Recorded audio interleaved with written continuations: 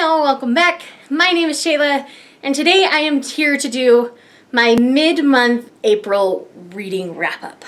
That was a bit of a mouthful.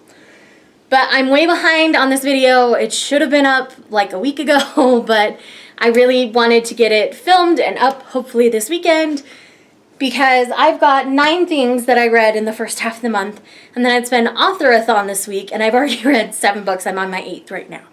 So it's going to be a lot in the wrap-up at the end of the month if I don't do this now. So let's just go ahead and jump right in. So as most of you know, I read The Glittering Court by Rochelle Mead this month. I ended up giving this book 4 stars. If you're going in expecting a fantasy novel, you're going to be sorely disappointed because, like Soundless, it is not really a fantasy novel. If you go in expecting a good fun time with good characters, then you'll enjoy it.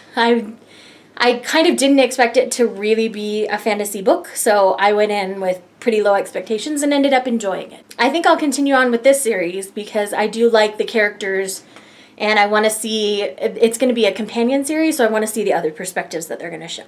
Next up is going to be Quiet by Susan Cain. I finally finished this puppy, and as you can see, I learned a lot from it. This book is about introverts and the power that they have in the world, even though our world encourages us to be extroverted. If you guys want a full video on this, I'm happy to do it, but I really think like what each person gets out of it is going to be very personal. So if you know introverted people or you yourself are introverted, I think this book is a very powerful tool for you. Next up is going to be Ignite by Sarah B. Larson. Sarah B. Larson. And this is book number 2 in the Defy series. I ended up giving this book 4 stars. I really enjoyed it. I love Alexa and where the story continues on in this second book, and everything's great. I really recommend picking up the series if you haven't, especially if you like the trope of girl changes her looks, joins the army to save her life, and yeah. It's that trope, but I absolutely adore the way it's done in this series. Next up is going to be Deerskin by Robin McKinley. This book I really, really enjoyed. It's a bit tough to read at points, so I ended up giving this book 4 stars, but I do think it's a really good read. Princess Lasar has very human, very real reactions to the situations she faces, and that it was beautifully yet heartbreakingly written, if I can talk today. It was written very beautifully and very heartbreaking, and I think it's important to read this story and understand a real human reaction to that. Next is my classic pick for the month, and that is Northanger Abbey by Jane Austen. This is the Penguin English Library edition with all the skeleton keys on it. It's really pretty. This is a really quick, short novel, and I really enjoyed it. I thought it was a little more fun and a little more lighthearted than most of her stories. The movie is actually really good, but I do recommend reading it before you watch the movie. I think I got a little more out of the book, and it was really fun. The writing isn't too difficult to get into for a classic. I felt like this one was one of the easier classics for me to read. Next up is The Great Hunt, which is volume 2 in the Wheel of Time series, 2 out of 14. I do plan on continuing on with the series soon. I ended up giving this book 4.5 stars.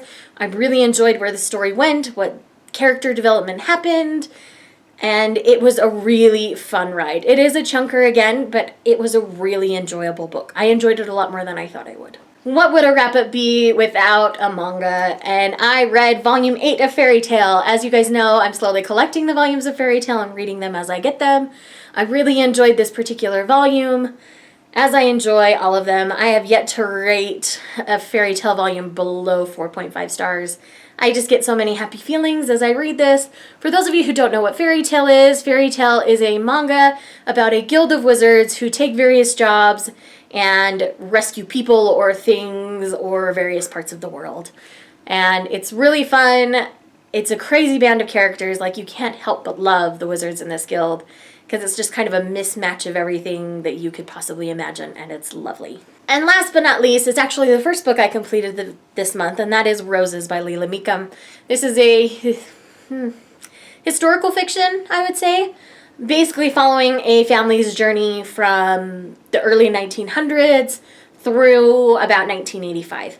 It's a really enjoyable read, so many feelings, This is all about choices and consequences and how the decisions we make in life can affect the outcome. And I really enjoyed this. I do plan on continuing on with Somerset, which is the next book, here soon, and I really enjoyed this book. I hope Somerset is just as good. So the book I don't have in my possession, I forgot to mention, is Spinning Starlight by R.C. Lewis. This is the companion novel to Stitching Snow, which I read last month. I really enjoyed this read. I liked the take that it took on the fairy tale retelling of the Wild Swans, and it was a really enjoyable read. I felt more connected to the characters than I did in Stitching Snow, so I enjoyed it a little bit more. I ended up rating it 4 stars instead of 3.5. Take that for what you will. That's all I've got for you guys today. I hope you have an awesome one. I'll see you later. Bye.